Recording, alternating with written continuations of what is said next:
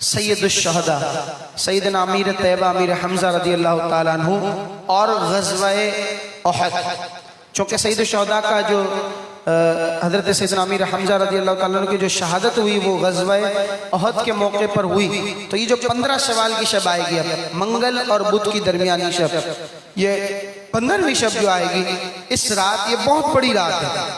ہم 11ویں کتنے اہتمام سے مناتے ہیں، یہ 11ویں سے بھی بڑی رات ہے، کیونکہ یہ صحابہ کا عرس ہے، اور صحابہ میں بھی بالخصوص وہ صحابی رسول کہ جو رسول اللہ صلی اللہ علیہ وسلم کو بہت زیادہ پیارے تھے۔ کیسے پیارے تھے ان کے حوالے سے انشاءاللہ کچھ باتیں ہم سنتے ہیں۔ 3 ہجری میں غزوہ احد کا واقعہ پیش آیا۔ آپ نے مدینہ پاک کا سفر کیا ہے تو آپ نے دیکھا ہوگا سید الشہداء کی بارگاہ میں بھی بڑی اہتمام کے ساتھ حاضری دی جاتی ہے، اور وہاں کے لوگ بتاتے ہیں، یہ آپ اور میں نہیں کہتے، ہم تو عشق والے ہیں، ہم تو بات ہی ایسی کرتے ہیں کہ لوگ سمجھتے ہیں کہ بھئی یہ عشق کی چاشنی میں گھل کر بولتا ہے جب بھی عقیدت کی بات، اور الحمدللہ ہمیں اس بات پر فخر بھی ہے۔ لیکن یہ وہ لوگ بتاتے ہیں کہ جو وہاں رہتے ہیں، جنہیں یہ شعور نہیں ہے، جنہیں ان چیزوں کا علم نہیں ہے کہ بر صغیر پاک و ہند میں اس طرح کا اہتمام کیا جاتا ہے، وہ لوگ۔ میں ایک دفعہ گاڑی میں بیٹھا، مجھے ایک ڈرائیور نے کہا، یہ چند سالوں پہلے کی بات ہے، میں بیٹھا تو میں نے کہا کہ احد شریف جانا ہے، شہداء احد جانا ہے، تو اس نے کہا کہ سید الشہداء جانا ہے۔ میں نے کہا وہ مجھے لے گیا، جاتے میں راستے میں عربی میں وہ اپنی زبان میں گفتگو کرنے لگا، کہنے لگا کہ ایک رات ایسا ہوا کہ میں سید الشہداء کے پاس یعنی اس مقام پر کھڑا تھا، میں نے اپنی آنکھوں سے دیکھا کہ آسمان سے ایک نور نازل ہوا ہے جو سید الشہداء کی قبر پر اتر رہا ہے، اور پوری ایک باقاعدہ کہتے ہیں نا جیسے ایک لکیر سی بن جاتی ہے نور کی، اور اس نور کی روشنی جو ہے وہ سیدھی قبر انور سید الشہداء پر پڑ رہی ہے۔ یہ اس شخص نے کہا کہ جس کو یہ شعور نہیں ہے کہ نعت کیا ہوتی ہے، جس کو یہ شعور نہیں ہے، تو آپ یہ سوچئے کہ ایک عام شخص وہاں جا کر یہ ساری تجلیات کو ملاحظہ کرتا ہے، تو جو دل میں عشق رکھتا ہو وہ سید الشہداء کی باتیں سن کر، ان کی سیرت کو سمجھ کر، پھر ان کے روضہ پاک کی زیارت کرے تو اسے کیا کیا انعامات اور اکرامات عطا کیے جاتے ہوں گے۔ بہرحال ہم اپنے موضوع کی طرف آتے ہیں۔ سید الشہداء کو ایک تو سب سے بڑا شرف حاصل یہ ہے کہ وہ آقا کریم صلی اللہ علیہ وسلم کے بہت زیادہ قریب تھے۔ سید الشہداء ہیں کون؟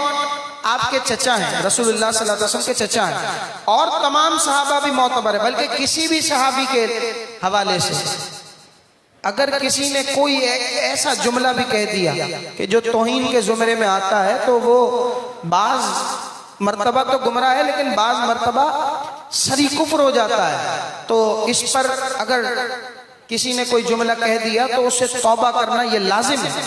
تو صحابہ کرام کے حوالے سے گفتگو کرنے میں بڑی احتیاط کرنی چاہیے۔ آج ہمارے لیڈر ہی نہیں سمجھتے، وہ بس دیکھتے ہیں اپنی مرضی سے، جو ان کو لکھا دے دیا وہ اس پہ کر لیتے ہیں، یا اپنی گفتگو بھی کر رہے ہوتے ہیں تو انہیں یہ نہیں پتا ہوتا کہ صحابہ کرام کے لیے لفظ الفاظ استعمال کیا کرنے چاہیے۔ سیاست میں تو سیاست میں کہ بھئی حضرت عمر نے ایسی سیاست کی، ارے حضرت عمر کو کہاں کمپیر کرتے ہو آج کل کے سیاستدانوں سے؟ اور پھر کئی ایسے معاملات آپ نے حالیہ دیکھے ہوں گے، سنے ہوں گے۔ اللہ تبارک و تعالی ہم سب کو محفوظ رکھے۔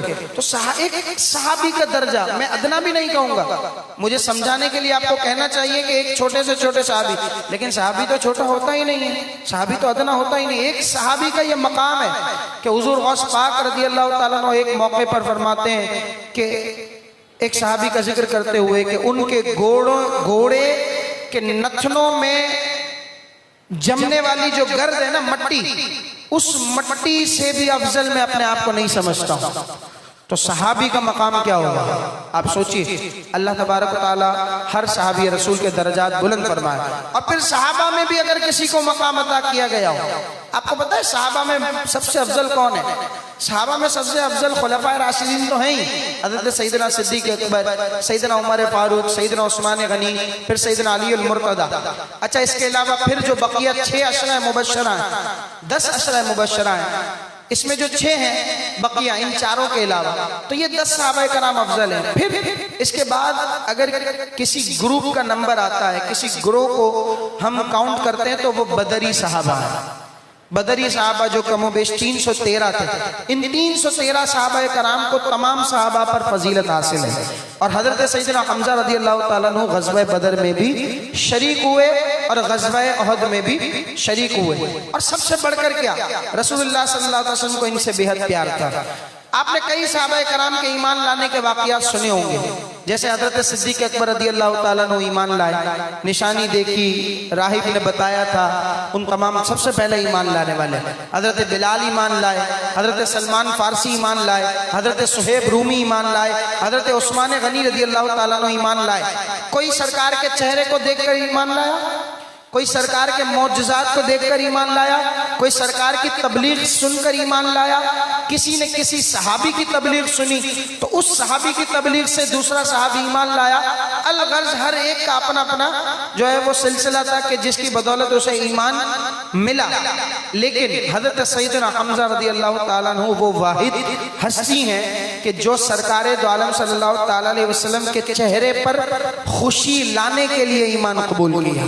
واحد وہ ہستی ہیں۔ کیا واقعہ تھا سنیے، بچے بھی سنیں اور بڑی توجہ کے ساتھ سنیں کہ حضرت سیدنا حمزہ رضی اللہ تعالیٰ عنہ کو بڑا شکار کا شوق تھا، ایمان نہیں لائے تھے۔ حضرت رسول اللہ صلی اللہ تعالیٰ علیہ وسلم صفا کی پہاڑی پر تبلیغ دین میں مصروف ہیں۔ ابو جہل یہ دیکھتا ہے کہ دین اسلام کی تبلیغ ہو رہی ہے تو وہ رسول اللہ صلی اللہ علیہ وسلم کو تکلیف پہنچاتا ہے، معاذ اللہ برا بھلا بھی کہتا ہے اور ہاتھ سے بھی تکلیف پہنچاتا ہے، جس سے رسول اللہ صلی اللہ علیہ وسلم افسردہ ہو جاتے ہیں، رنج ملال ہے چہرے مبارک پر۔ اور ابھی حضرت حمزہ رضی اللہ تعالیٰ عنہ آئے نہیں ہیں، وہ شکار سے واپس لوٹتے ہیں، ان کے ایک کنیز ان کو بتاتی ہے کہ یہ معاملہ آپ کے بھتیجے کے ساتھ ہوا ہے، نبی کے ساتھ نہیں، کیونکہ وہ ابھی تک ایمان نہیں لائے۔ حضرت حمزہ رضی اللہ تعالیٰ عنہ کو رسول اللہ صلی اللہ علیہ وسلم سے یعنی اپنے بھتیجے سے اس وقت بھی بڑا پیار تھا۔ حضرت حمزہ رضی اللہ تعالیٰ عنہ جلال میں آتے ہیں اور بتایا جاتا ہے کہ ابو جہل نے یہ معاملہ کیا ہے۔ اب ابو جہل کا بڑا نام تھا، وہ قریش کے سرداروں میں گنا جاتا تھا، یعنی اس کے سامنے آنا، اس کا سامنا کرنا یہ بہت بڑی ہمت اور جرت کی بات تھی اس وقت۔ حضرت سیدنا حمزہ رضی اللہ تعالیٰ عنہ نے اس بات کی پرواہ نہیں کی کہ وہ قریش کے سرداروں میں سے غصے میں تھے، جلال میں تھے، فوراً گئے اپنے بھتیجے کا بدلہ لینے کے لیے، اور جو ہاتھ میں کمان تھی نا جس سے تیر کھینچ کر ڈالا جاتا ہے وہی کمان بڑی بھاری ہوتی ہے، وہ کمان جا کر اس کے سر پر دے ماری جس سے ابو جہل کا سر زخمی ہو گیا۔ واپس آئے اور رسول اللہ صلی اللہ علیہ وسلم کی بارگاہ میں یوں عرض کرنے لگے کہ اے میرے بھتیجے، اے محمد، میں نے آپ کا بدلہ لے لیا ہے، اب تو آپ خوش ہو جائیں، اب تو آپ اپنے چہرے پر تبسم لائیں۔ تو رسول اللہ صلی اللہ تعالی وسلم نے ارشاد فرمایا، نہیں چچا جان، مجھے خوشی تو اس وقت ہوگی جب آپ ایمان لے آئیں گے۔ تو حضرت سیدنا حمزہ رضی اللہ تعالیٰ عنہ ابھی سنا ہی نہیں ہے، اسلام کی بات سنی نہیں ہے، اسلام کی دعوت ان تک صحیح انداز میں پہنچی نہیں ہے، لیکن شرط کیا رکھی رسول اللہ صلی اللہ علیہ وسلم نے؟ چہرے پر خوشی اس وقت آئے گی کہ جب آپ ایمان لے آئیں گے۔ حضرت سیدنا حمزہ رضی اللہ تعالیٰ عنہ فرماتے ہیں کہ اے میرے بھتیجے، اگر آپ کی خوشی اس بات میں ہے تو میں ابھی کلمہ پڑھ کر مسلمان ہو جاتا ہوں، اور اسی وقت پڑھتے ہیں اشہد ان لا الہ الا اللہ وحدہ لا شریک لہ واشہد ان محمدا عبدہ ورسولہ۔ اور پھر اس کے بعد حضرت حمزہ رضی اللہ تعالیٰ عنہ نے پیچھے مڑ کر نہیں دیکھا، اور بڑا ان کا جلال، روب، دبدبہ تھا۔ قریش کے سرداروں میں جس طرح اور بڑے تھے، اس طرح سیدنا حمزہ رضی اللہ تعالیٰ عنہ کا نام بھی کاؤنٹ ہوتا تھا۔ یہی تو وجہ تھی کہ ابو جہل کو انہوں نے دھڑلے سے جو ہے وہ زخمی کر دیا۔ پھر ایک روب آ گیا اسلام کے ساتھ، بہت سی باتیں ہیں۔ پھر بدر میں بھی حضرت سیدنا حمزہ نے بڑی بہادری کے جوہر دکھائے، بدر شریف میں، احد کی بات نہیں ہو رہی، کئی کفار کو واصل بجہنم کیا۔ حضرت حمزہ رضی اللہ تعالیٰ عنہ پھر احد میں آئے، اور احد میں بھی بڑا ایک جذباتی معاملات تھے۔ جب بندہ ان باتوں کو پڑھتا ہے نا تو آنکھوں سے آنسو آ جاتے ہیں کہ رسول اللہ صلی اللہ علیہ وسلم کے سامنے تیار ہو کر آ گئے ہیں، خول جو ہے وہ چڑھا لیا ہے، زرہ پہن لی ہے، ڈھال ہاتھ میں ہے، ایک ہاتھ میں تلوار ہے، لڑنے کے لیے تیار ہیں۔ رسول اللہ صلی اللہ علیہ وسلم فرماتے ہیں چچا جان آج آپ کو بہادری دکھانی ہے۔ جاتے ہیں واپس، ساری چیزیں رکھ کر آتے ہیں اور دونوں ہاتھوں میں تلوار لیتے ہیں اور ایسے لڑتے ہیں، ایسے لڑتے ہیں اور کہتے جاتے ہیں کہ آج مجھے میرے آقا کو خوش کرنا، میرے آقا کو خوش کرنے کا موقع ملا ہے اور میں اپنے آقا کو خوش کروں گا۔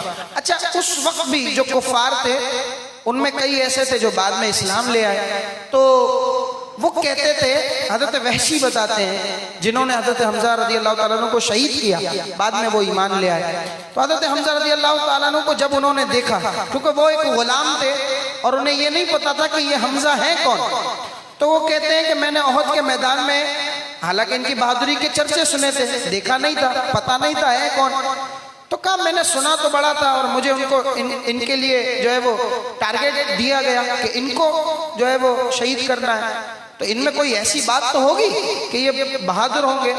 تو حضرت وحشی نے کہا کہ میں چھپ کر کافی دیر تک دیکھتا رہا, میں نے دیکھا کہ وہ آگے بڑھ کر صفوں میں لڑ ہی رہے, تلوار سے جو ہے وہ سر قلم کر رہے ہیں اور کفار مر رہے ہیں, وہ پیچھے ہٹنے کا نام نہیں لے رہے. لیکن ان کے اس انداز سے لگتا نہیں تھا کہ یہ کوئی باقاعدہ جنگ کے طور اور اطوار سیکھے ہوئے ہیں. تو میں ہنسنے لگا کہ یہ تو بالکل آسان سی بات ہے. لیکن بہرحال جب شہید کر دیا, اسلام لائے, اور اس کے بعد یہ عقدہ کھلا کہ حضرت رسول اللہ صلی اللہ تعالیٰ علیہ وسلم نے یہ بات ان سے کی تھی کہ اے چچا جان, آج آپ کو پیچھے اپنا قدم نہیں اٹھانا اور بہادری کے جوہر دکھانے. تو حضرت وحشی کہتے ہیں کہ تب میری بات سمجھ میں آئی کہ یہ سب جو انداز تھا یہ آقا کو خوش کرنے کے لیے تھا, رسول اللہ صلی اللہ تعالیٰ علیہ وسلم کی خوشنودی کے حصول کے لیے تھا. اور بھی بہت سی چیزیں. جب پتہ چلا کہ سید الشہداء سیدنا امیر حمزہ رضی اللہ تعالیٰ عنہ کو شہید کر دیا گیا ہے, تو آقا کریم صلی اللہ علیہ وسلم کا چہرہ غمگین ہو گیا, اور 70 صحابہ کرام اس غزوے میں شہید ہوئے, اور 70 صحابہ کرام میں جس کی بھی نماز جنازہ پڑھی گئی, ہر جنازے کے ساتھ سید الشہداء سیدنا امیر حمزہ کا جنازہ بھی رکھا گیا. یعنی 70 مرتبہ آپ رضی اللہ تعالیٰ عنہ کی نماز جنازہ ادا کی گئی. پھر آپ کے پردہ کرنے کے بعد, آپ کے انتقال کے بعد رسول اللہ صلی اللہ علیہ وسلم بھی اکثر ان کے مزار پر تشریف لے جاتے ہیں. ہم تو حاضری دیتے ہیں نا, رسول اللہ صلی اللہ علیہ وسلم بڑے ہیں, وہ تشریف لے جاتے ہیں اور لوگوں کو بھی اس بات کی تائید کرواتے, حکم دیتے. حتیٰ کہ کتابوں میں لکھا ہے کہ خلفائے راشدین بھی ان کی پیروی کرتے ہوئے اس طرح کا سلسلہ انہوں نے اپنایا تھا. اور سید الشہداء رضی اللہ تعالیٰ عنہ کے وقت نہیں ہے میرے پاس, میں باتیں بتاؤں, اللہ اکبر کیا شان تھی, کیا مرتبہ تھا. کئی رشتے ہیں آپ کے رسول اللہ صلی اللہ علیہ وسلم, صرف چچا اور بھتیجے کا رشتہ نہیں ہے, بلکہ ایک طریقے سے آپ سیدنا حمزہ اور رسول اللہ صلی اللہ علیہ وسلم دونوں آپ ایک دوسرے کے رضائی بھائی ہیں. حضرت سویبہ رضی اللہ تعالیٰ عنہ جنہیں یہ شرف حاصل ہوا کہ آپ کا دودھ رسول اللہ صلی اللہ علیہ وسلم نے نوش فرمایا, انہی حضرت سویبہ کا حضرت حمزہ نے بھی دودھ نوش فرمایا. اس اعتبار سے دونوں رضائی بھائی ہوئے, آقا کریم صلی اللہ علیہ وسلم اور سیدنا حمزہ. اور تیسرا جو ایک رشتہ ہے وہ حضرت حمزہ رضی اللہ تعالیٰ عنہ کو ہمارے پیارے آقا صلی اللہ علیہ وسلم کا وہ یہ ہے کہ آپ آپس میں خالہ زاد بھائی بھی ہیں. یعنی حضرت آمنہ رضی اللہ تعالیٰ عنہ کی بہن کے آپ بیٹے ہیں, یعنی حضرت سیدنا حمزہ رضی اللہ تعالیٰ عنہ. اور بھی بہت سی نسبتیں حاصل ہیں, بڑا ناز تھا حضرت حمزہ رضی اللہ تعالیٰ عنہ پر. اسی طریقے سے حضرت حمزہ بھی ہر وہ کوشش اور صحیح میں لگ جاتے جو رسول اللہ صلی اللہ علیہ وسلم کو خوش کرتی. آج بھی سید الشہداء رضی اللہ تعالیٰ عنہ کے مزار پر ایسی برکتیں آپ کو نظر آئیں گی کہ آپ اس کو لفظوں میں بیان نہیں کر سکتے. اللہ تبارک و تعالیٰ نے رسول اللہ صلی اللہ علیہ وسلم سے محبت کا صلہ ایسا ان کو عطا کیا ہے کہ ان کے دربار میں جا کر جو دعا مانگی جائے, علماء فرماتے ہیں ان کے دربار میں جا کر جو دعا مانگی جائے اور پھر وہی دعا رسول اللہ صلی اللہ علیہ وسلم کے دربار میں آ کر مانگی جائے, اللہ پاک ضرور اسے قبول فرماتا ہے. سید الشہداء رضی اللہ تعالیٰ عنہ کا ایک خاصہ یہ بھی ہے کہ جو کوئی بے اولاد ان کے دربار میں جائے, صدق دل کے ساتھ اولاد کی دعا کرے اور یہ نیت کرے کہ اگر میرے ہاں بیٹا ہوا تو میں اس کا نام حمزہ رکھوں گا, تو اللہ تبارک و تعالیٰ اسے اولاد نرینہ صالحہ سے نوازتا ہے. بڑی برکتیں. آج میں کچھ سالوں پہلے کی بات بتاتا ہوں اور میں اپنا تجربہ بتاتا ہوں. ہم بیٹھے, میں اس وقت بہت چھوٹا تھا, بیٹھے تھے سرکار سید الشہداء رضی اللہ تعالیٰ عنہ کے دربار پر. میں نے اپنی آنکھوں سے دیکھا کہ سردی کی ٹھٹھرتی رات تھی, ہم چادر بچھا کر جو ہے وہ چند لوگ بیٹھے ہیں, اور نعت خوانی ہو رہی ہے پرسوز انداز میں، لوگ ذوق میں ہیں، رو رہے ہیں، اور بڑی عمر کے لوگ بھی اس میں تھے، ایسے تھے کہ جن سے سردی عام طور پر برداشت نہیں ہوتی، لیکن وہ بھی اس محفل میں بیٹھے تھے۔ 25-30 کے قریب افراد تھے، کچھ خواتین بھی تھیں پیچھے کی طرف۔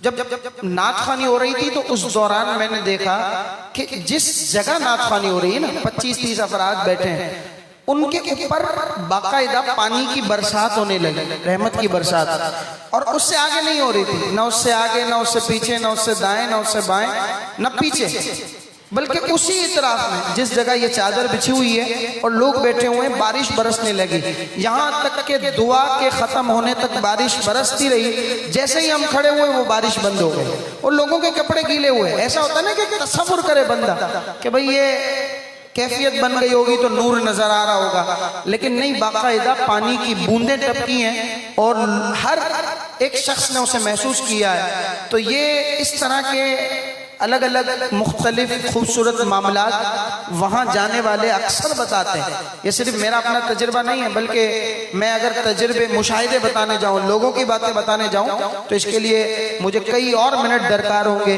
اسی پر اکتفا کرتا ہوں۔ اللہ تبارک تعالی ہم سب کو عمل کی توفیق عطا فرمائے، سید الشہداء کے درجات بلند فرمائے۔ اللہ تبارک تعالی سب کی قبور پر کروڑوں رحمت و رضوان کی بارشوں کا نزول فرمائے۔